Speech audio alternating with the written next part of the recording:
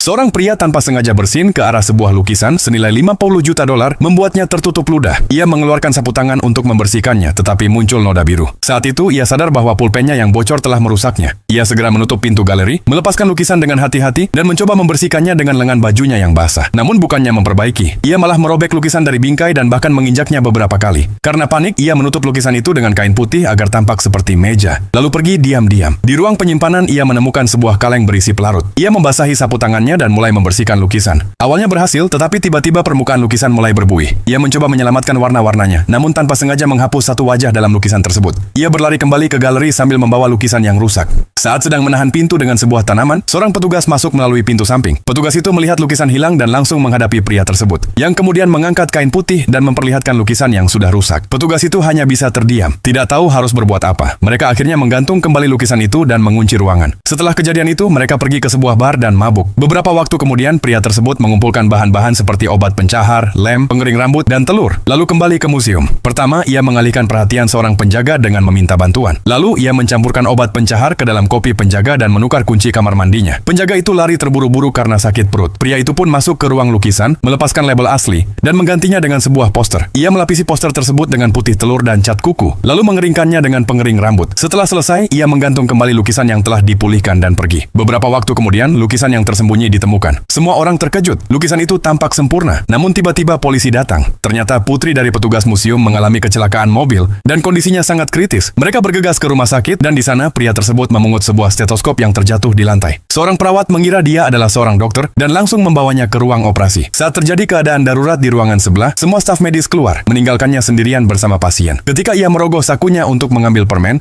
itu justru terjatuh ke dalam tubuh pasien. Ia mencari dan malah menemukan sebuah peluru. Panik. Ia memasukkan peluru itu kembali dan terus mencari sampai menemukan permennya. Ketika para dokter kembali untuk mengangkat peluru, pria itu menghentikan mereka, pura-pura mencari dan mengeluarkan peluru tersebut. Tim medis pun terkesan dan memberinya tepuk tangan.